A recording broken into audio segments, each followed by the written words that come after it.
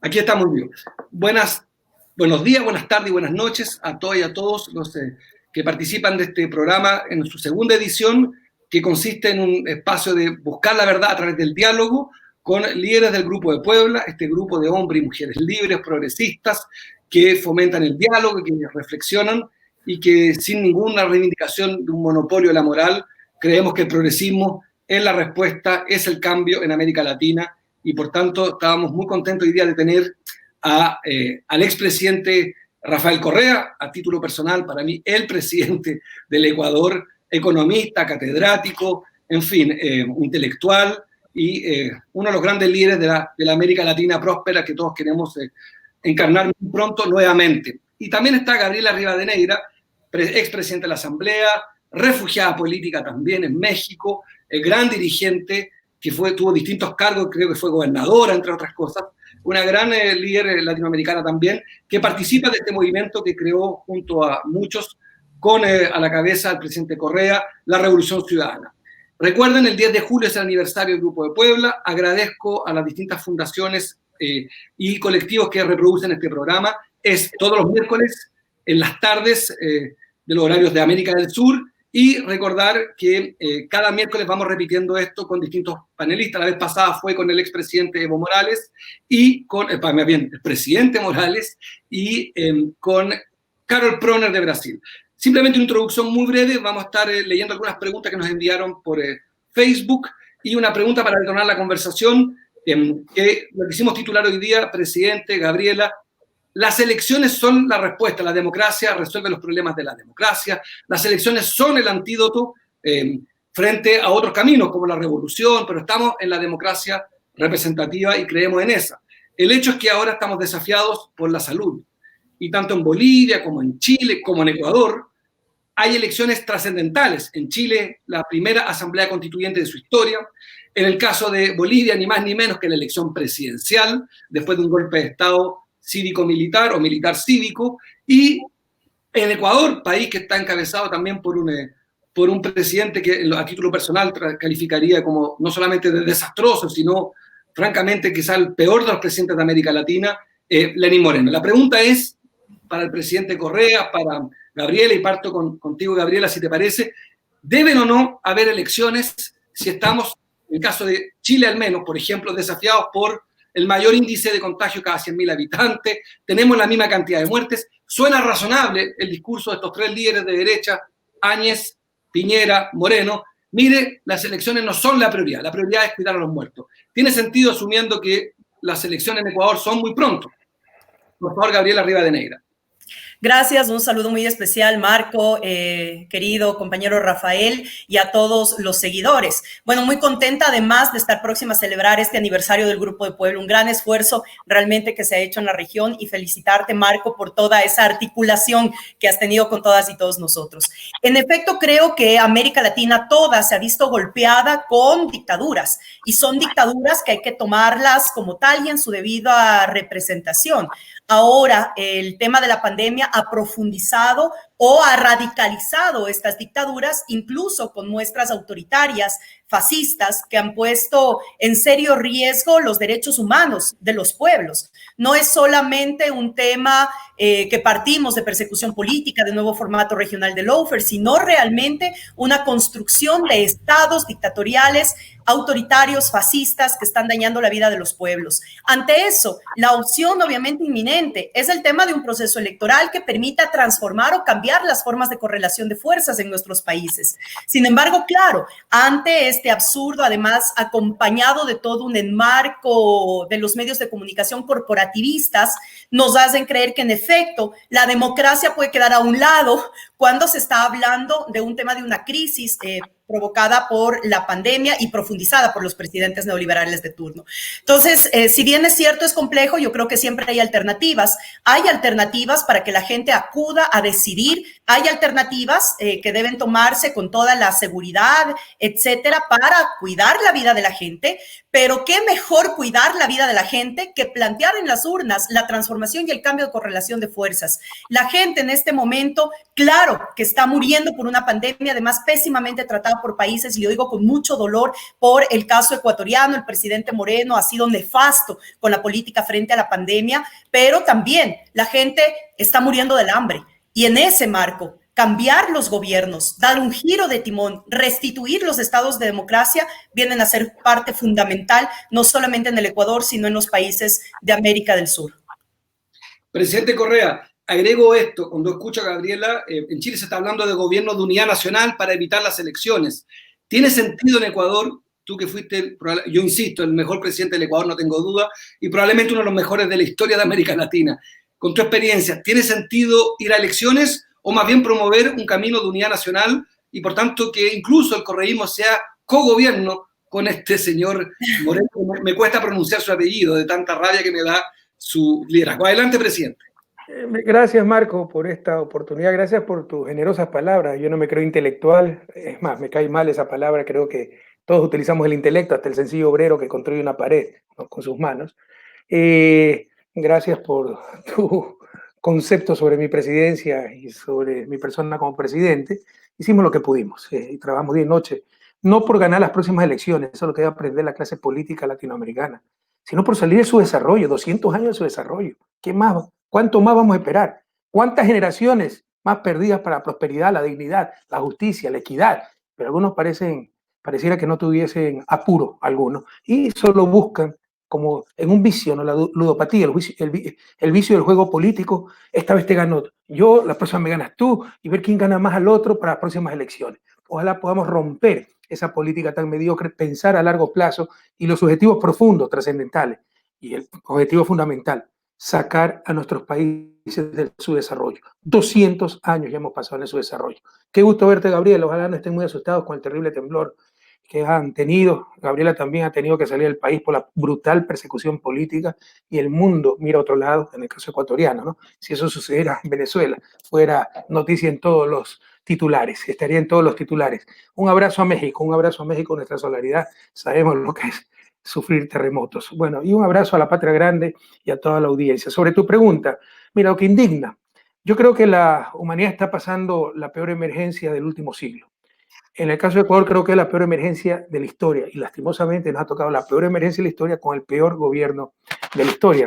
Realmente mala suerte, aunque inducida, porque están cosechando lo que sembraron 3 años para perseguirme a mí por destruir a Correa. No les importó aupar toda la sinvergüencería, la ineptitud, la corrupción de Moreno y su gobierno, y no les importó entonces destrozar a la patria. Y esto nos encuentra muy debilitados, por ejemplo, a nivel de capacidad del Estado, por ejemplo, a nivel de capacidades del sistema de salud, a nivel económico. Ya el año pasado tuvimos recesión de crecimiento y este año vamos a tener realmente una gravísima crisis económica. Pero es una crisis planetaria, estamos de acuerdo. El virus no lo creó ningún gobierno, la catástrofe sí. Hay países que están viendo una catástrofe y esa sí es producto de malos gobiernos e incluso de negligencia criminal. Y lo que más indigna, ¿no?, es que aprovechan esta crisis tan grave, como te decía, la más grave en el último siglo, en mi criterio, y en el caso ecuatoriano de la historia, no para enfrentar la pandemia, sino para aplicar su fundamentalismo. Por ejemplo, con el argumento de que tiene un costo, obviamente, económico la pandemia, que hay recesión a nivel mundial, aplicar el programa del Fondo Monetario Internacional que se firmó en marzo del 2019. Todas las medidas que han hecho, créanme, no le han cobrado un centavo a los más ricos. Ahí está Gabriel. Con estado de emergencia se puede anticipar impuestos, no han cobrado un centavo, pero sí han despedido empleados públicos, han reducido salarios públicos, han empezado procesos privatizadores, una brutal flexibilización, es decir, explotación laboral, todo, liberación de precios de los combustibles para privatizar después los hidrocarburos, todo está en el acuerdo con el fondo. Entonces realmente es indignante. Y para tratar de tirar una cortina de humo, nos hablan de unidad nacional. ¿Qué unidad? Unidad frente a ese desastre. Mantener silencio cómplice. La solución en el caso ecuatoriano pasa porque el gobierno da un paso al costado. Si no, toda la humanidad va a caer en un barranco con esta crisis. Pero Ecuador va directo al precipicio y me parece que Chile es un país de desarrollo relativo mucho más alto, pero que también, ¿no?, los costos van a ser más altos de lo necesario con un gobierno con tan baja credibilidad, popularidad dolencia, solidaridad como el gobierno de Piñera. Entonces yo creo que esto de llamar a una malentendida unidad nacional no es otra cosa que estamos en problemas, nos hemos descalabrado, ya los medios de comunicación no pueden ocultar nuestra incompetencia, nuestra corrupción. Entonces, ¿cómo distraemos a la opinión pública? Llamemos a la unidad. Vamos a la unidad, con objetivos nacionales, sancionando a los que jugaron criminalmente con las vidas, con las personas, los que cayeron en esta, como te decía, negligencia criminal, que no quiero hacerles perder más tiempo detallándolo, pero no solo no se hizo lo que se tenía que hacer, se hizo exactamente lo contrario. Ya concretando las elecciones, ¿no? Es dentro de este marco que te decía, aprovechar la crisis para salir, para sacar adelante sus intereses. Saben que van a perder las próximas elecciones, entonces quieren postergarlas, entre otras cosas para inhabilitarme, sacándome sentencias por haber recibido sobornos con influjo psíquico y cualquier disparate, ¿no? Pero en todo caso, el argumento, por ejemplo, de que hay un peligro todavía de contagio, pero son los mismos que te dicen que hay que salir a trabajar. Entonces, para salir a trabajar no hay peligro de contagio, para salir a votar sí hay peligro de contagio. Eso es insostenible. Por supuesto que se pueden hacer las elecciones, la va a hacer Estados Unidos en noviembre, la tiene que hacer Bolivia en septiembre, ¿no? Pero tomando las precauciones del caso. Por ejemplo, ampliando el periodo de votación, en lugar de empezar de 6 de la mañana a 6 de la tarde, 6 de la mañana a 10 de la noche, ampliando el número de mesas para que haya menos personas por mesa, poniendo horarios fijos de la letra A a la letra D de 6 a 8 de la mañana y así la gente no tiene que cruzarse. Y tomando las precauciones del caso se puede votar, pero el razonamiento es elemental. Nos dicen los mismos que dicen que no se puede ir a votar, son los que nos dicen que sí se puede ir a trabajar. Pónganse de acuerdo aunque sea para mentir. Entonces, es falso, es un falso argumento. Y sobre el argumento económico, que indigna aún más, ¿no? Por ejemplo, en Ecuador, cuando vino el problema de la pandemia, cuando los problemas económicos se profundizaron, enseguida suspendamos elecciones, faltaba un año, era febrero o marzo, un año para las elecciones. Pero jamás suspender deuda externa, no, eso sí es romper normativas, vamos a quedar más a nivel internacional. O sea, en una democracia se puede suspender elecciones, no se puede suspender pago de deuda externa. O sea, esto no es ley física, no es nada, solo política y política corrupta, intereses creados de los que están en el poder, que son los tenedores de deuda y no les interesa la democracia. Y lo otro, ¿no? Que cuesta demasiado las elecciones.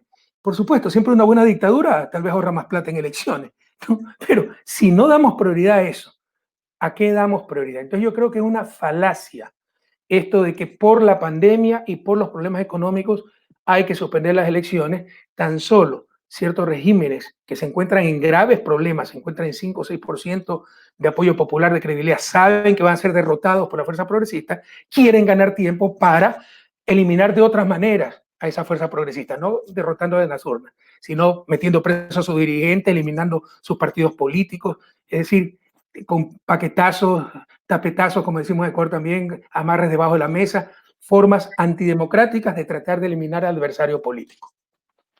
Gracias, presidente. Gabriela, uno de los temas que hace todo el sentido del mundo es las elecciones. No hay precio que pueda frenar un proceso soberano. A su vez está el tema de las campañas. Ya viste que en el caso de Trump se produjo un gran debate y quienes vemos con ojo crítico y severo a Trump aprovechamos de decir, mire, la irresponsabilidad de hacer un acto masivo y de contagiar, ya hay denuncias de que 6 ya estaban contagiados en el acto. Estoy hablando del acto en Tulsa, el acto de hace 2 o 3 días, el acto fallido de Trump de proclamación. ¿Cómo se podrían regular las campañas? Porque sería otro argumento también. Me imagino ya a voces progresistas diciéndote, bueno, pero es cierto, pero las campañas no se pueden resolver. ¿Cómo se podría regular una campaña que garantice la igualdad de acceso al elector, al votante? Me parece que hoy más que nunca, así como el mercado, la campaña electoral tiene que ser regulada por el Estado. Hoy más que nunca el Estado tiene una concepción prioritaria y central en la conducción de una campaña. Primero, porque tiene que regular el tema de los medios de comunicación para que la información llegue de la misma manera a los ciudadanos y ciudadanas. Estamos hablando de todos los medios de comunicación, es decir, los privados, los públicos, los comunitarios, en nuestro caso reconocidos en el Ecuador, pero además sobre el financiamiento, porque eso se ha hablado mucho también en el Ecuador, como en Bolivia, qué pasa con el financiamiento de las campañas electorales. Y yo creo que ahí sí podemos hacer una gran conciencia, es decir, Si es que volvemos la campaña electoral, como lo vimos en los últimos periodos en todos nuestros países, como más un efecto de marketing, de lo que vende, más que un tema de una disputa de ideas y de argumentos, entonces obviamente vas a necesitar más recursos. Pero si el Estado regula de tal manera y una normativa y un pacto entre las organizaciones políticas, un pacto de ética, que no con todos es fácil hablar de la ética. La derecha cuando se arroja con todo, pero ahora necesitamos centrar en un pacto de ética sobre el tema del manejo de las campañas para no caer únicamente en el marketing de la campaña, sino realmente en una disputa de ideas y de argumentos. Lo que está en juego no es solamente una campaña electoral, no es solamente un ganar por ganar. Lo que está en juego es poder retornar a estados de derecho, poder recuperar los países para el pueblo y poder poner en orden nuevamente el estado de justicia. De tal manera que para nosotros el tema de la campaña tiene que ser regulado. Tenemos que optimizar recursos, sí, en la campaña. Los medios de comunicación, por ejemplo, al considerar, y nosotros peleamos mucho, y una de las cosas que no nos perdonarán los monopolios de la comunicación es haber peleado para que la comunicación en efecto sea un bien público. Al ser un bien público, permites democratizar la información, y esa información democratizada va a permitir al ciudadano y ciudadana tener mayor información. Todo esto podría ser ideal, pero estamos sometidos a fuerzas políticas. Hoy el país, el Ecuador, el gobierno de Moreno, tú decías hace un momento, ¿cómo es posible que se sostengan presidentes con tan poca credibilidad? Moreno, que tiene una credibilidad dependiendo de las encuestas, pongamos en su mejor encuesta menos del 10, 12%, pues es un presidente que se sostiene por las élites económicas, por los medios de comunicación corporativos y con el apoyo del Departamento de Estado de Estados Unidos de Norteamérica. De tal manera que si es que no podemos nosotros hacer un pacto entre las organizaciones políticas para visualizar que el poder real está mucho más allá del gobierno de Moreno, no vamos a poder garantizar elecciones transparentes. Y en Ecuador lo que nos tememos es que pase un escenario como el de Bolivia. Hay muchas realmente circunstancias alrededor del proceso electoral, la proscripción política a Rafael Correa, al partido de Rafael Correa, a la primera línea del correísmo, ocasiona miedo. Y ese es el miedo que tienen de dejar participar. Hoy las encuestas lo que dicen es que si mañana serían elecciones, el correísmo tiene gran probabilidad de ser no solamente llegar a la presidencia y vicepresidencia, sino a la mayoría parlamentaria, es decir, trastocar realmente las fuerzas de poder que están en este momento en el país.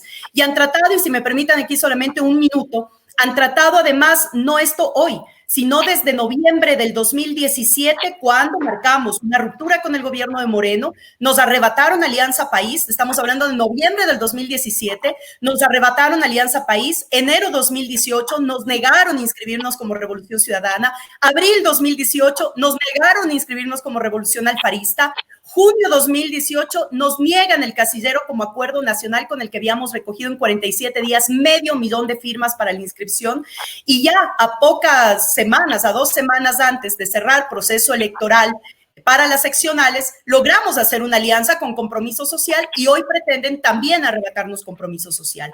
Ese es el temor que está atrás de toda esta artimaña del aplazamiento de las elecciones, de poner el tema de problemas o crear tensiones dentro de una campaña electoral, dentro del acudir a las urnas. El único objetivo que tienen en este momento en el país es la proscripción política de una tendencia política ideológica que ha sido planteada a nivel de país. Si es que eso no es dictadura, entonces me podrán decir qué mismo es, porque yo no encuentro otra palabra cuando un delegado del gobierno de Moreno dice que la realidad superó la legalidad. Y si es que vamos al concepto básico de dictadura, pues estamos ante un gobierno que se pasa toda forma, toda norma, toda constitución, solamente con el hecho de seguir privilegiando a los grupos que lo sostienen. Gracias, Gabriela. Yo hace un par de años entrevisté al presidente Correa y él desarrollaste una reflexión que me pareció muy provocadora sobre el tema de la reelección. Y me planteaste algo que yo comparto, que en América Latina la alternancia siempre es traumática. Y en tanto, porque la institucionalidad, mientras más precaria es, entre comillas, uso más la palabra, más caudillos necesita. Yo soy de los que cree que debiste haber ido a la reelección y me sumé a muchos, visto desde fuera, desinformado. Me pareció que era un error, visto el nivel de transformación que proponías, era un error esta idea de un concepto que es para la democracia europea, la alternancia. En democracia europea, donde da casi un poco lo mismo que en gobierno, exagero, pero casi un poco lo mismo, yo puedo entender. En tu caso me pareció que tu reelección era fundamental. Tú tomaste otro camino. Por este argumento me pareció interesante, que era importante oxigenar y ta. El hecho que hoy día, me corregirán ustedes, estamos en Ecuador frente a un caso inédito en que un contralor, la Contraloría, le dicta al Consejo Nacional Electoral lo que tiene que hacer. Eso yo no lo había visto, en una ficción jurídica no lo había visto, creo, a mis 47 años, no había visto este espectáculo. La institucionalidad ecuatoriana, y esto es una crítica fraterna, da la impresión que sigue siendo muy precaria. O eso es el arte, el talento de Lenín Moreno de destruir todo en 3 años. O es que también Ecuador participaba de esta afirmación tuya de que en América Latina el gran desafío es la institucionalidad. He dicho. Adelante, presidente.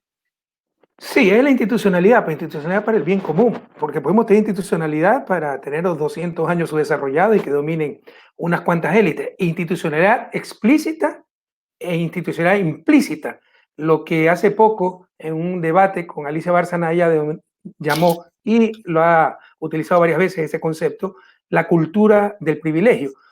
Hay otros autores, como Alain Rouquet, un francés, que lo llama el pacto de dominación, es decir, América Latina tiene implícitamente una aceptación de las diferencias sociales. Los dominadores contentos porque están dominando y los dominados diciendo así debe ser, es ley natural. Y no, el que se revela ese es el loco. O sea, en la ceguera latinoamericana, el tuerto no es rey, es loco. Pero bueno, tú hablaste de que se necesitan caudillos, no, se necesitan liderazgo. Caudillo es peyorativo, ¿no? Sí. Y yo ya me he convencido, yo no tenía un concepto definido. En el 2007, alguna vez me entrevistaban, decían, sí, estoy de acuerdo, la palabra es alternabilidad, ustedes los chilenos llaman alternancia, ¿no? Pero no, estoy convencido que eso es accesorio, lo fundamental. Si un gobierno funciona, que continúe ese gobierno. Si el problema de América Latina es no haber tenido políticas de largo plazo, entre otras cosas para mantener también esa institucionalidad de largo plazo que permitan políticas de largo plazo. Tú dijiste que la alternabilidad es producto de Europa. Bueno, ¿cuánta alternabilidad hay en Alemania? Pues con Angela Merkel. Pero lo que es bueno para ellos, o sea, si Angela Merkel gana su 4ª reelección, ya va por 16 años creo, dirigiendo a Alemania, es muestra de liderazgo y Alemania es una democracia madura. Si Evo Morales le gana su 4ª elección, es un caudillo y dictador, y Bolivia es una democracia inmadura, no sabe lo que quieren los bolivianos. Ya basta, ya basta. Asumamos nuestras propias soluciones en función de nuestra realidad. Hay gente que confunde las cosas, nos estamos desviando un poquito del tema, pero hiciste una pregunta un poco distinta, ¿no? Algunos creen que porque su desarrollo tienen la misma palabra, desarrollo incorporada, es una continuidad, ¿no? Solo basta con las mismas instituciones aumentar Producto Interno Bruto y llegaremos al desarrollo. No, son dos realidades distintas, segmentadas. No hay linealidad, como se dice en términos matemáticos. Es como, les pongo un ejemplo, ¿no? Como las dos palabras, ciclismo en montaña y ciclismo de pista, tienen la palabra ciclismo, las dos buscan velocidad, entonces ya pues haz ciclismo en montaña con una bicicleta de pista y vas a ver cuánto avanzas. Son dos realidades distintas, necesitas encontrar tus propias soluciones, tener tus propias instituciones, que además mucho de esto ya lo hicieron los países desarrollados cuando tenían nuestro nivel de desarrollo. No, los procesos de desarrollo son irrepetibles, pero si queremos aprender algo, incluso copiar algo, copiemos lo que hicieron cuando tenían nuestro nivel de desarrollo, no cuando ahora que están desarrollados y son los campeones mundiales en competitividad, en productividad, les conviene el libre comercio porque saben que van a ganar. Entonces no seamos tan ingenuos. Y si tú estudias la historia de Estados Unidos, hasta el 48-49 tenía reelección indefinida a nivel presidencial, pero vino Franklin Delano Roosevelt, le ganó 4 elecciones y demócratas y republicanos, los mismos demócratas y los republicanos, ¿no? Porque todos buscaban la cereza del pastel, la presidencia, y dijeron, no, limitemos a una sola reelección. Pero de ahí para abajo, ¿y quién me explica esta inconsistencia? De ahí para abajo, senadores, congresistas, gobernadores, tienen reelección indefinida. Si la reelección indefinida es tan mala, ¿por qué no la suprimen? En todos los niveles. Entonces tú ves inconsistencias, cosas insostenibles, y son cosas también para dominar a nuestra región. Porque hay gobiernos exitosos, ahí tienes el de Bolivia, tienes el de Lula, el de Cristina, tienes el de Ecuador, la Revolución Ciudadana, entonces hay que ponerle, están cambiando las cosas, la democracia se volvió peligrosa, hay que darles con todo, si ganan elecciones son caudillos dictadores, y hay que hasta dar un golpe de Estado en Bolivia para impedir que siga ese gobierno. Entonces no caigamos esos cantos de sirena, queridas latinoamericanas y latinoamericanos, busquemos nuestras propias soluciones, respeto al que cree en alternabilidad. Yo creo que es accesorio, lo fundamental con la escasez de liderazgos que existen en América Latina, de buenos liderazgos, con la escasez de buenos políticos, con la escasez de buenas políticas, con la escasez de buenos gobiernos, si tienen un buen gobierno, cuídenlo como una perla preciosa, cuídenlo como una piedra preciosa, cuídenlo como una perla hermosa, ¿no? Y demos continuidad a las políticas de desarrollo. Rafael, una reflexión y una pregunta más bien. Lo que han hecho con el papá de Gabriela Rivadeneira, con Jorge Glass, de distintos niveles, pero que es un atropello total a la norma, da la impresión de que el pronóstico para el partido Compromiso Social es malo, porque si la institucionalidad les ha importado nada y hay una sensación de anestesia en el pueblo ecuatoriano que tolera estos atropellos increíbles. Yo vi la imagen del papá de Gabriela, era increíble. El arresto era un allanamiento absurdo. La de la gobernadora de Pavón, la gobernadora Pavón también. O sea, si yo sumo la cantidad de líderes que trabajan junto contigo y que han sido atropellados, y tú mismo por lo demás, da la impresión que hay un pueblo anestesiado en Ecuador. Yo no veo un pueblo que se indigne frente a estos problemas del derecho. Parece que Lenín Moreno tiene en eso un punto a favor. Puede hacer lo que quiera y en realidad la democracia es un bien jurídico bien abstracto que nos fascina a los tres y estamos atormentados en esta controversia. ¿Deben o no haber elecciones? Al pueblo ecuatoriano le importa, me da la impresión desde afuera, poco, o me equivoco. Con dolor tengo que darte en parte la razón, pero déjame profundizar en los casos del papá de Gabriela para que veas el nivel de miseria humana que se ha llegado. Nunca hemos visto eso, ni en dictadura. Después de la protesta de octubre nos acusaron de que nosotros lo habíamos provocado, financiado, cuántos millones que habíamos gastado, Gabriela, ni me acuerdo. Me dijeron que yo estaba en Barquisimeto, Venezuela, no conozco Barquisimeto, dirigiendo la desestabilización con Maduro. Cuando doy una rueda de prensa desde Bruselas, en el Parlamento Europeo, no, dicen, no, pero está con el iPhone dirigiendo las protestas, así que estoy rifando mi iPhone, porque es el super iPhone, si alguien lo quiere comprar, para fondearnos un poco la campaña y todo aquello. Entonces, bueno, acusan de rebelión a Paula Pavón, lo meten preso, allanamiento a su casa, a su oficina, a Virgilio Hernández, a Cristian González y otros altos dirigentes de Alianza País frente a la inminente detención, abusos, etcétera, tuvieron que refugiarse en la Embajada de México, después México les permitió, logró que salgan y viajar a ese país. Pero no contentos con eso, se metieron con la familia. Acusaron, se inventaron un caso de lavado de dinero, creo que era, ¿no? Y el papá de Gabriela, una persona extremadamente sencilla, la meten presa, la detienen, una persona mayor. Bueno, ha estado un año en esto, un poco menos de un año, ¿no? De octubre, y le han requisado todo, teléfono, no han encontrado absolutamente nada. Pero ¿quién le devuelve los meses de angustia, el gasto en abogado? Una persona tremendamente sencilla. Entonces esta gente no tiene ni límite ni escrúpulo. Tú has mencionado el nombre de Jorge Glass, el vicepresidente democráticamente electo, el vicepresidente legítimo. Y esto que has dicho de Ecuador, podemos extenderlo a toda América Latina, ¿no? La gente ni siquiera conoce este caso en América Latina. Lleva más de 2 años y medio preso, sin una prueba en su contra. El señor le encontró 20 centavos. Acusado por el corrupto de Brecht. Corrupto confeso, sí. Yo di coimas a este, al otro, así ganamos los contratos. Pero agárrense la silla, lo paradójico. No acusaron al corrupto confeso. Dijeron que había estado condenado, lo cual es falso, en Brasil, y que no podían doblemente condenarlo. No lo acusaron. O sea, el caso de Brecht, el nombre de Brecht, ningún funcionario corrupto de Brecht está acusado, ni siquiera está involucrado en los juicios. O sea, no está sentenciado, ni siquiera acusado, ni siquiera implicado en las investigaciones previas de fiscalía. O sea, ¿Es por la delación compensada? ¿Es porque existe así es. Pero la delación compensada, que en nuestro país se llama cooperación eficaz, te reduce la pena. No es que pero además te acusa, te condena, pero te reduce la pena. Aquí no fueron acusados, Marco.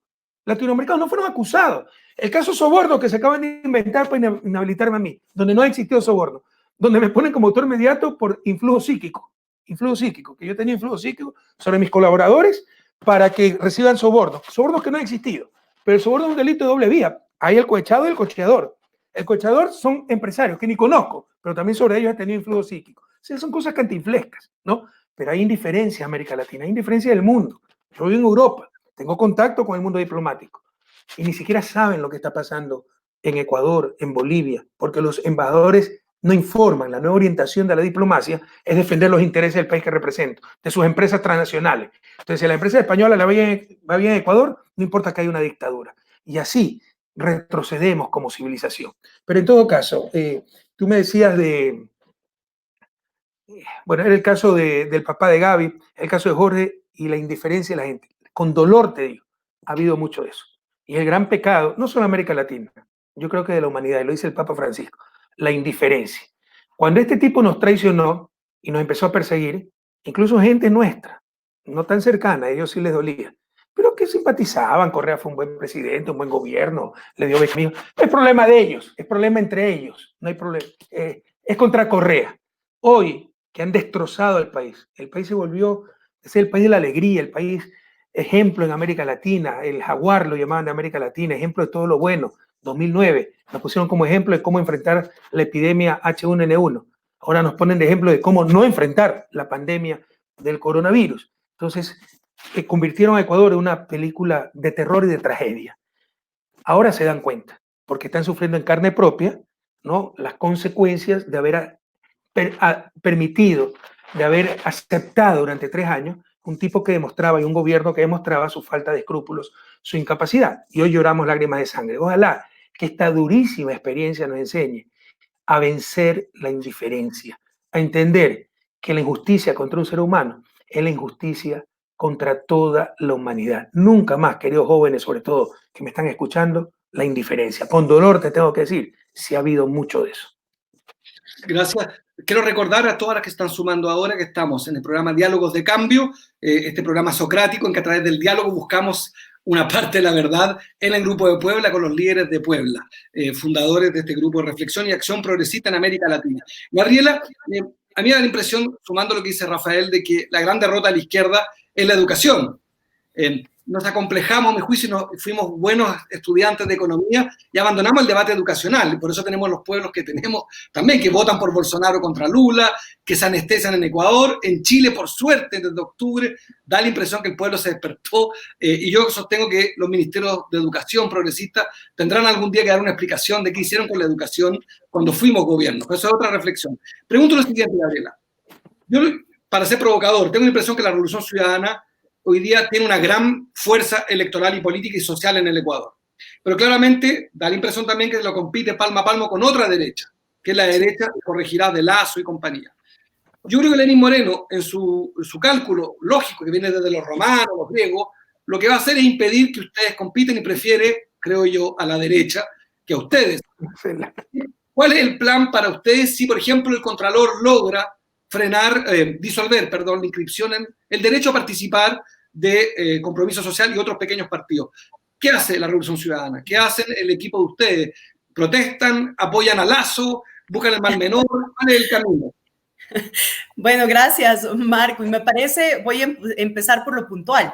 Hoy la Revolución Ciudadana está trabajando muy fuerte para la conformación de un frente social y político para enfrentar las próximas elecciones, porque sabemos que el gobierno de Moreno no solamente preferiría a la derecha, sino es un gobierno de transición a la derecha. Y el pacto que tiene el presidente Moreno con las élites económicas, representadas además por estos actores políticos de la vieja política, de la partidocracia, que hoy aparecen más renovados, supuestamente, digamos, renovados, son los que realmente van a la disputa de la presidencial. Por lo tanto, nosotros creemos que esa unidad es fundamental, no para el correísmo, sino para el país. Y por supuesto, en esa lógica programática y pragmática, además, el correísmo tiene que ser parte de una propuesta mucho más cohesionadora. En el 2006 esa fue la alternativa. Nosotros veníamos de una década de la desesperanza rotunda, de una crisis económica muy fuerte, de un pueblo azotado. Y el 2006 se logró a la cabeza de Rafael Correa toda una coalición política y social que permitió justamente esta disputa, y eso generó el inicio de lo que para nosotros ha sido el proyecto político más importante de nuestro país. Hoy es la situación muy similar, es decir, los indicadores que nos van a dejar la pandemia en este año es un decrecimiento brutal. Ahora ya se dice 8%, podría llegar a un 12%, incluso peor que la crisis económica del 99 que tuvimos en el Ecuador. Si a eso se le suma el porcentaje de o el aumento de la pobreza, estamos hablando que 4 millones de ecuatorianos, de una población de 17 millones, vive con menos de $2 diarios, lo cual realmente es preocupante y eso agrava la conmoción social. Por lo tanto, creemos en ese frente. Pero ya a nivel más, digamos, hablando a nivel macro, no es tan fácil, Marco y quienes nos escuchan, porque además hay todo un formato de recomposición hegemónica en la región. Lo que vivió Brasil con el golpe a Dilma, el encarcelamiento de Lula, lo que vivió Argentina con el seguimiento judicial contra Cristina, lo que hemos vivido en Ecuador, lo que se vivió en Bolivia contra Evo y cosas incluso que están presentes como en Colombia contra Petro, entre otras, muestra el interés de retomar ese proceso hegemónico sobre la región, una región además que tiene vastos recursos naturales, estamos hablando de las principales reservas mundiales, no solamente de petróleo, sino de agua dulce, de oro, cobre, plata, y eso también permite a Estados Unidos, que marca esta hegemonía continental, competir con las nuevas economías emergentes como China y Rusia en un nuevo escenario geopolítico. Entonces, no es fácil si es que no tenemos toda esta dimensión global y, por supuesto, la practicidad local, no va a ser tan fácil porque nos encontramos nuevamente a esa disputa de la izquierda que ha habido siempre, ¿no? En toda época, en toda relación. Rafael, yo me acuerdo que nos decía permanentemente, ahí hay actores que si es que esos no lo hacen, nada sirve.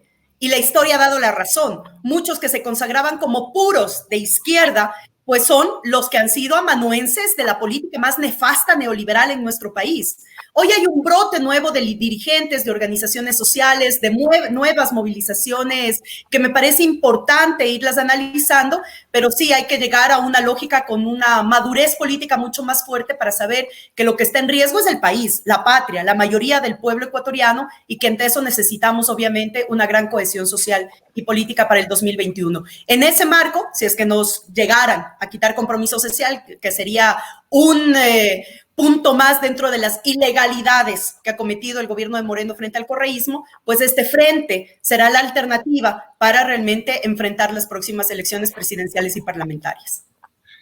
Presidente, las revoluciones ciudadanas, revoluciones sociales requieren fuerza y ustedes han decidido ser institucionales, respetar las reglas de la democracia. Hoy no hay reglas democráticas en el Ecuador. Hay evidencia, lo del Contralor, yo insisto, para los que no lo saben, se trata de proscribir el derecho a competir de Rafael Correa, que ya está sancionado injustamente como futuro candidato a presidente, y ahora podrían lograr que Rafael Correa no pueda competir, entiendo, casi a ningún cargo, si no me equivoco, o a ningún cargo. Lo mismo pasa en Bolivia, en que el intento fue parecido, en Brasil no se atrevieron con el PT. Presidente, tú eres un hombre progresista. ¿Hasta dónde llega el derecho de un proyecto político a de repente si sabe que si no están las reglas, habrá otra vía? Yo soy hijo de un revolucionario, no es la mía, yo estoy en la vía democrática, pero cuando no la hay, ¿cuál es el camino? Porque la justicia internacional, yo creo, hablo a título personal, el Grupo Puebla algo ha dicho sobre eso, francamente no hay árbitro. La OEA es la decadencia más extrema, la ONU es estéril. Pregunta, ¿qué hace un ecuatoriano hoy día que tiene esperanza que se respeten las reglas? ¿Qué hace Rafael Correa si te prohíben competir nuevamente con tu partido? ¿Cuál es el camino? Para ponerle en perspectiva el grado de cinismo al que llegan, a mí me proscribieron para ser presidente, candidato a presidente. Entonces hay la posibilidad de presentarme como vicepresidente. Primero quieren sacarme esta sentencia por influjo psíquico, ¿no?, a mis colaboradores para que reciban cohechos. Quieren sacar la sentencia definitiva, por eso le hicieron en plena pandemia la audiencia el 7 de abril, ¿no? 2.000 causas represadas, todo parado, excepto flagrancia, estado de excepción. E hicieron mi audiencia para que le alcancen los tiempos para septiembre, cuando son las inscripciones, tenía una sentencia en firme, quitarme mis derechos políticos y que no me pueda inscribir. Pero no solo eso, ya sacaron analistas, constitucionalistas diciendo que para ellos también la proscripción para ser candidato a presidente debe ser para vicepresidente. Porque como el vicepresidente reemplaza al presidente, es una manera de bypassear, como dicen los jóvenes, ¿no?, de esquivar el impedimento constitucional. Con ese argumento tampoco puedo ser asambleísta, porque si digo la presidencia de la asamblea, en el orden de sucesión, después del presidente y vicepresidente, está el presidente de la asamblea. O sea, ya no saben qué decir, realmente es ridículo. Han pulverizado el Estado de Derecho, no una, 5 o 6 veces. No hay árbitro, tú lo has dicho, pero ¿cuál es el problema? Ellos lo pueden hacer, porque tienen la lectura perfecta, que es con y ya voy a hablar un poquito más de eso, con la complicidad de los medios de comunicación y de los poderes fácticos. Entendamos, jóvenes que me escuchan, en América Latina ganar elecciones no es ganar el poder. Los poderes fácticos continúan intactos, los que nos han dominado 2 siglos. Poderes económicos, para mí el poder más grande en este momento, no solo a nivel latinoamericano, sino mundial, el poder mediático, poder sin contrapoder. Un banquero a todo el mundo le cae mal. Un periodista puede pasar como héroe que persigue a políticos corruptos y muchas veces lo contrario, ¿no? Políticos honestos siendo perseguidos por periodistas corruptos, guardianes del status quo.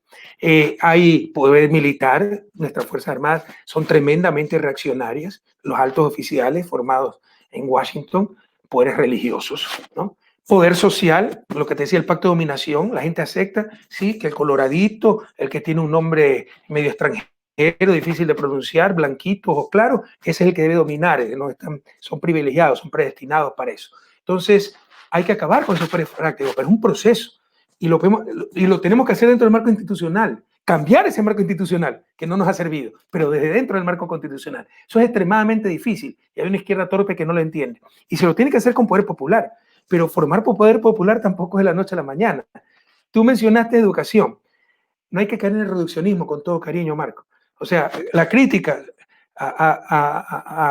¿qué hicimos con respecto a la educación? Nosotros tuvimos 10 años. Suponte que el primer día yo hubiese podido cambiar todos los maestros, su mentalidad, todas las escuelas, dotarlas a todos de internet, cambiar el currículum, la mejor educación para nuestros chicos. De todos modos no hubiera tenido una cohorte completa. El chico que tenía 5 años tendría 15 años y todavía no estaría graduado. Y tú sabes que eso es imposible.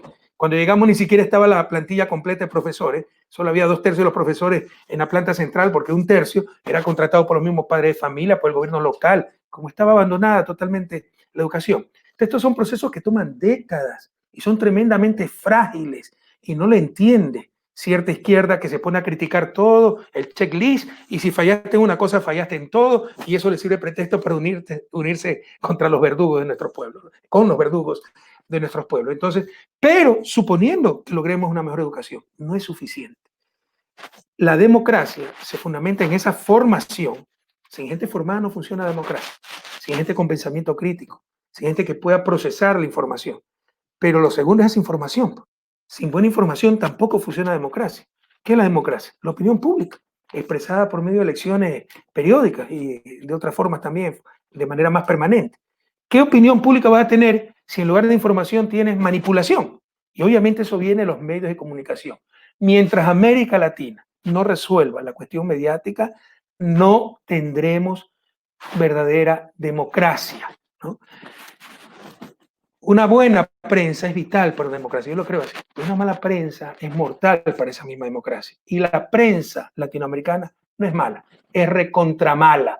Pero cierta izquierda ni siquiera se atreve a decir esto, para no aparecer como que atentan contra la libertad de expresión, ¿no? Eso es tan absurdo como decir que si criticas al presidente estás criticando a la democracia. Así nos tenían colonizado. Criticar al rey era criticar a Dios. Entonces, aceptémonos más la colonia. No podemos seguir aceptando esa dictadura de ese poder sin contrapoder que se llama medios de comunicación. América Latina, para que no funcione la democracia, requiere de mejor educación, de mejor formación, pero también de mejor información. Presidente, yo estoy de acuerdo, ¿eh? Que me encanta esa crítica a los progresistas que somos autoflagelantes y encontramos una falla y la extrapolamos, pero yo creo que formamos más consumidores que ciudadanos.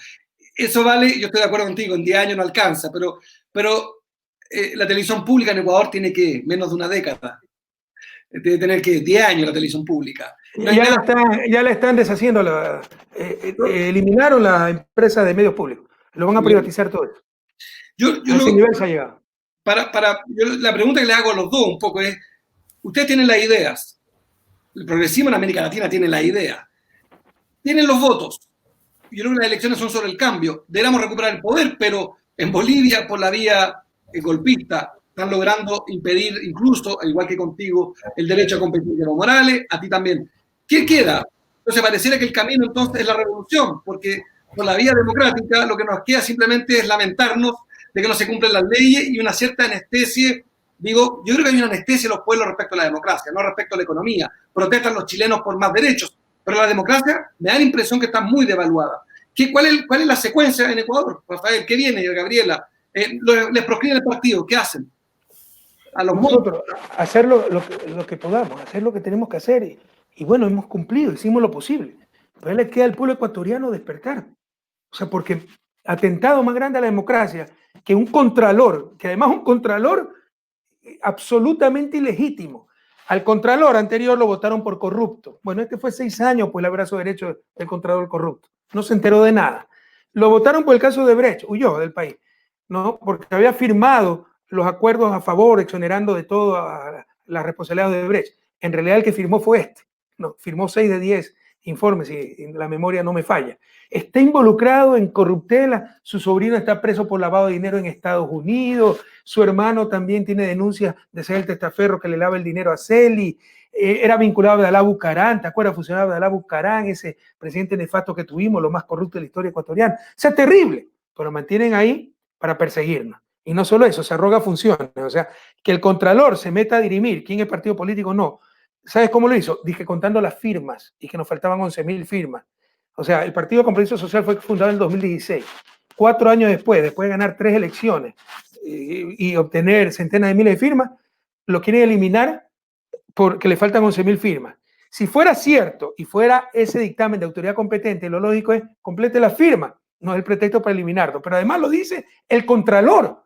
O sea, para ponerle una analogía, que el Contralor diga que por falta de firmas que él revisó, tiene que eliminarse un partido político, es como que si, qué sé yo, un legislador diga que por la sentencia que él revisó y que no está de acuerdo, tienes que votar a un juez. O sea, no tiene sentido. O más bien, más que soltar al juez, el tipo que lo declaró inocente al juez tiene que irse preso porque el legislador revisó la sentencia y no está de acuerdo y cree que sí es culpable y el juez lo determinó que era inocente.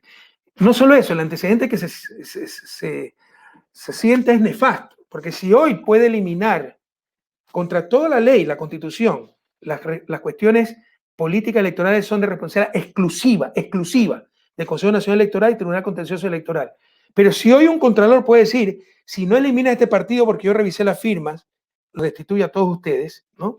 Más tarde, cuando ya gane un presidente, puede recontar los votos y decir, no, usted no es presidente, hicieron trampa, en la primera vuelta el que ganó fue el otro, repitan todo. O sea, es gravísimo, pero ya nada debe sorprender en el caso ecuatoriano. Pero volviendo a tu pregunta, nosotros hacemos lo que podemos, ya le toca al pueblo ecuatoriano y a los pueblos latinoamericanos despertar. Si no, preguntémonos, o sea, sinceramente, si no estamos contentos como estamos. Y algunas veces yo creo que sí, pero ahí viene una inconsistencia existencial, ¿no? Que mientras que estamos descontentos como estamos, quejándonos siempre que somos los pobrecitos, que no hay empleo, que la desigualdad, que la pobreza, viene un gobierno que transforma el país en 10 años, como el caso ecuatoriano, viene un gobierno que transforma a Bolivia, que era Bolivia antes de Evo Morales. O sea, Bolivia, Evo Morales debió sacar 120% pues, en las elecciones, sacó 48%, ganó, pero debe sacar mucho más, ¿no? Entonces, y no se los apoya como se lo debe apoyar, bueno, es que ya estamos haciendo lo que tenemos que hacer, ya no podemos hacer más, ya depende de la gente, por eso tenemos democracia, y la gente debe plantearse seriamente si en verdad queremos cambiar. Porque el cambio, por ejemplo, eso también nos acusan, ¿no? Dividieron nuestros países. Claro, si elimina, antes había paz, unión, sí, con gente tercerizada, con empleadas que ganaban domésticos $80, tenían una tarde libre cada 15 días, no tenían afiliación al Seguro Social, no tenían vacaciones. Claro, Estados Unidos también estaba unido con la esclavitud. Vino un idiota como Abraham Lincoln, abolió la esclavitud y creó una guerra civil. Pues qué idiota Abraham Lincoln, ¿verdad? O sea, si quieres cambiar la injusticia, los que se benefician de esa injusticia, que son los más poderosos, te van pues, a tratar de aniquilar y van a crear fricción. Los pueblos latinoamericanos tendrán que plantearse eso. ¿Estamos dispuestos a luchar para tener una vida mejor? Porque, olvídense, o sea, que con la democracia liberal, sin poner bravo a nadie, como decía Steve Jobs, si quieres contentar a todo el mundo, no seas líder, ven de lado. Contentando a todo el mundo, vamos a mantener el status quo. No vamos a acabar con la desigualdad, no vamos a acabar con la pobreza, no vamos a acabar con el subdesarrollo. Y tienen que plantearse eso. Y nosotros hacer lo que podemos hacer, pero la responsabilidad no está en los dirigentes, está en nuestros pueblos. Debemos reflexionar seriamente. ¿Queremos cambiar o no? Ese cambio implica costo. Queremos asumirlo. Y si no lo queremos asumir, al menos no nos quejemos, porque en un momento dado, sí, estamos muy mal. A la primera oportunidad migramos, pero luego somos el ejemplo de todos. Los otros tienen que aprender a vivir como nosotros vivimos. Entonces pongámonos de acuerdo. No vivimos bien, llevamos 200 años en el subdesarrollo, hay pobreza generalizada, se nos mueren los niños, son crímenes del siglo XXI de patologías de la miseria, como paludismo, gastroenteritis y tantas otras cosas, ¿no? Entonces, no podemos aceptar esas cosas. Pero los pueblos latinoamericanos, cierro con esto, he sido repetitivo, pero créanme que te hablo desde la experiencia, tienen que hacer esa profunda reflexión. ¿Queremos cambiar o no? Gabriela, para ir cerrando, en Chile nosotros tenemos un problema distinto, pero finalmente se parece. Una crisis sanitaria, una crisis económica por incompetencia frente a un virus que contagia rápido, asesina y ampliamente. Hitchcock, un cineasta, decía, es mejor un final de terror que un terror sin final. Yo tengo el vértigo por volver a pedirle la renuncia al presidente de Chile, pero he planteado que es mejor la cohabitación francesa, que se quede reinando y que el gobierno lo tome en oposición. Para ti, ¿Lenín Moreno debe irse ahora o debe terminar su mandato? Esa es una pregunta. Y la segunda, para cerrar contigo y después con el presidente, tú estás en México. ¿Cómo ves México? Porque la impresión que uno tiene es que la derecha está muy desatada, olvidándose de una suerte de amnesia increíble de que con Peña Nieto lo que tenían era un Estado anárquico, un Estado fallido. Entonces son dos preguntas. ¿Tú estás porque Lenín Moreno se retire ahora o respetar el cronograma democrático? Y segunda pregunta, ¿cómo está México? Cuéntanos un poco de México para ir cerrando y despidiéndonos de a poco.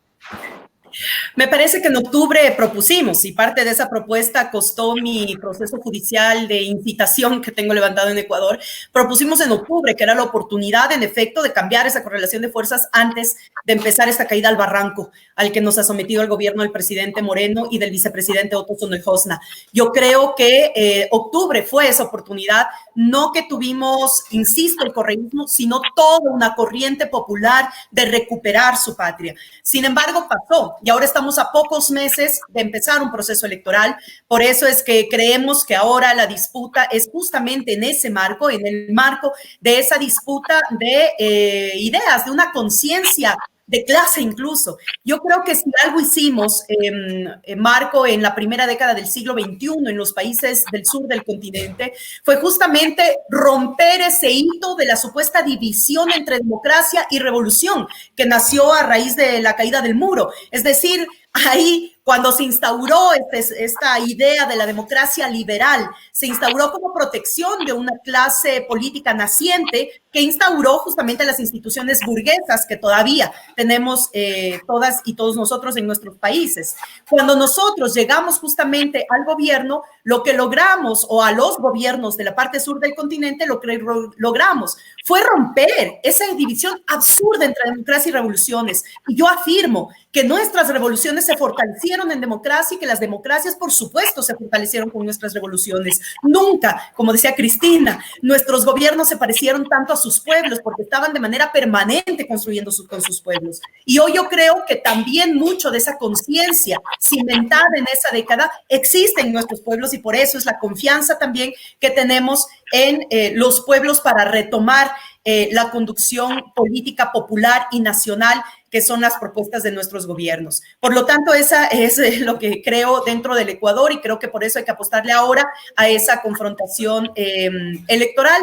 Aunque hemos cuestionado mucho la democracia liberal por sí, yo creo que ahora es la herramienta que tenemos para dar un paso de recuperación y luego seguir en debate sobre qué tipos de democracias realmente queremos en nuestros pueblos. Y en relación a México, decirte que sí, o sea, obviamente por esa misma lógica de una democracia protectora del sector privilegiado de nuestros países, pues México ha sido ejemplo justamente de él en gobernanza, es decir, de gobiernos totalmente cooptados por los poderes económicos que se mueven a través incluso del narco, de mucha influencia de los Estados Unidos, de otro tipo de redes, es decir, es una situación bastante compleja. Por eso la importancia de que Andrés Manuel López Obrador haya ganado la presidencia de México y en esa lógica de ejercer la presidencia está impulsando políticas muy fuertes de cortar privilegios a ciertos sectores. Y eso lo que va a traer es obvio, una reacción inmediata, brusca, además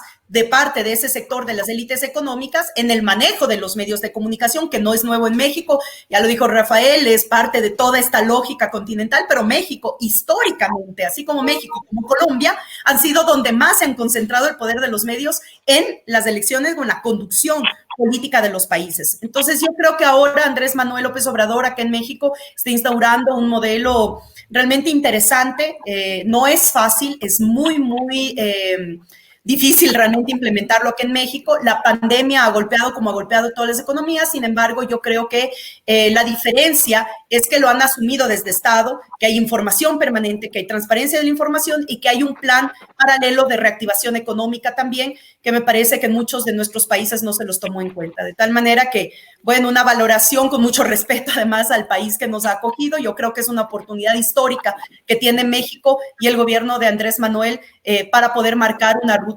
distinta, dura, larga, pero al fin y al cabo distinta, necesaria de empezar. Gracias, Gabriela. Presidente, para cerrar, en este precipicio en que va Ecuador, ¿tiene sentido que una integración con América del Sur? ¿Hay alguna parte de la solución que tenga que ver con un presidente, que no es el caso de Lenín Moreno, que aísla al Ecuador? ¿Tiene sentido pensar que Argentina, que Brasil, que Chile pueden ayudar a Ecuador y Ecuador a esos países?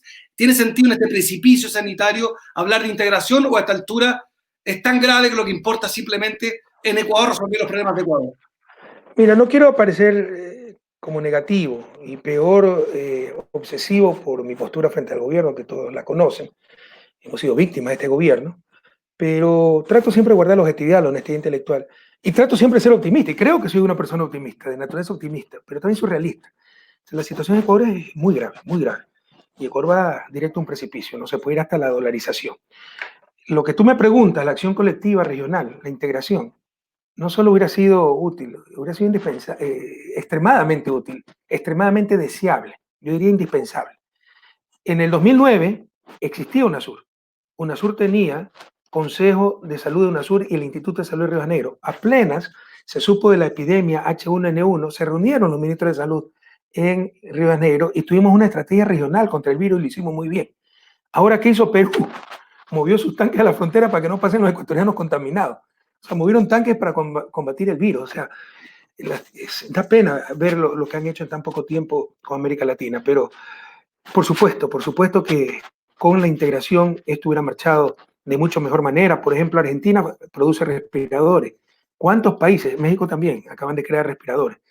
¿Cuántos países necesitaban respiradores? O sea, que una acción coordinada regional hubiera ayudado muchísimo, ¿no? Intercambio especialista, comprar medicina en conjunto, obtener las pruebas en conjunto, centrar los esfuerzos para que nosotros mismos en la región produzcamos. O sea, 600 millones de habitantes, casi 700, no iban a poder producir esas pruebas. Entonces, se puede hacer mucho más y con integración esos esfuerzos se potencian. Pero te decía, no quiero aparecer como pesimista, sí quiero ser realista. La situación es muy dura, en el caso ecuatoriano durísima, en general dura. América Latina se calcula que va a crecer 5.3%, va a aumentar el desempleo en 3 puntos al 11%. Ser desempleado en América Latina es ir a la miseria. Porque algunos dicen, los liberales siempre te dicen las verdades a medias, ¿no? No, aquí se puede votar gente como Estados Unidos y Europa. Perfecto, yo estoy de acuerdo, apoyo su moción.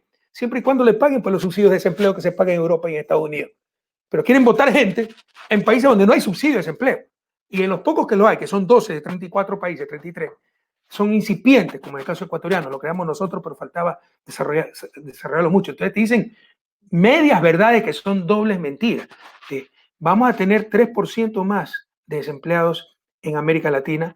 La pobreza va a crecer a casi el 35% a los tiempos que nos crece la pobreza extrema. O sea, la situación es, no quiero asustarlo, pero extremadamente dura, ¿no? 11% de desempleo sin seguro de desempleo, pues son cosas bien duras. En todo caso, hay luz al final del túnel. Siempre podemos salir adelante, pero debemos tomar conciencia de la realidad. Comparar. Esto es diferente de la larga y triste noche neoliberal de los 90. En los 90 nos dijeron, con la caída del muro de Berlín, es el fin del mundo bipolar, del mundo, repartido en dos visiones. Ahora solo hay una verdad, el neoliberalismo, el fin de la historia. Escribió un pseudo académico, que es una aberración académica hablar del fin de la historia. Y en los 90 nos enchufaron el neoliberalismo y creíamos que no había nada más que hacer. No teníamos con qué comparar. Ahora sí tiene América Latina cómo comparar. ¿Con qué comparar? Esa época de oro del 2002 al 2014. Que nos quieren convencer que tuvimos suerte. Ese es el mensaje en Ecuador. Como ya no podemos ocultar el éxito de nuestro gobierno, es que tuvimos suerte con un muy mal gobierno. Como no puedo ocultar el fracaso estruendoso del neoliberalismo y este títere que tiene, ahora resulta que tiene un gran gobierno, pero mala suerte. O sea, ¿quién se puede tragar esas piedras de molino? Ya pueden comparar con lo que vivieron antes, ¿no? Entonces, si retomamos esas políticas, ¿y cómo las retomamos? Con su voto, con la unidad popular, con la conciencia popular, hay luz al final del túnel. Pero no quiero engañarlos. Vivimos tiempos durísimos y temo que seguiremos viviendo esos tiempos duros, que la crisis económica se va a profundizar y en casos como el ecuatoriano va a ser una verdadera catástrofe. Pero, te insisto, juntos podremos salir adelante. Ya América Latina ha pasado épocas duras. Yo creo que esta es una de las épocas más duras de nuestra historia y hemos salido adelante. Lo volveremos a hacer, pero debemos tomar conciencia de lo que está pasando, debemos unirnos y ya tenemos con qué comparar. No se dejen engañar. Que cuando vivíamos bien es que todo estaba mal. Y ahora que vivimos peor que nunca es que todo está bien. A otros con esos cuentos. A despertar, pueblos latinoamericanos. A despertar, pueblo ecuatoriano. Gracias, presidente. Gracias, Gabriela. Gracias por este espacio se trata de debatir, porque las ideas son previas a la acción y pretendemos ser agentes de cambio en América Latina. Gracias a todas y todos los que enviaron preguntas. Nos vemos el próximo miércoles con otros 3 líderes del Grupo de Puebla, que es este grupo de reflexión y de acción progresista. Gracias, presidente, por el esfuerzo. Gracias a usted. Gracias, Gabriela, desde México, a 2 ecuatorianas que aman su patria y que tienen que hablar hoy día como exiliados políticos que son desde la distancia. Un beso y un abrazo desde un ex exiliado, yo también lo fui hace un minuto. Un abrazo, diálogos de exiliados. Que les vaya bien, un abrazo.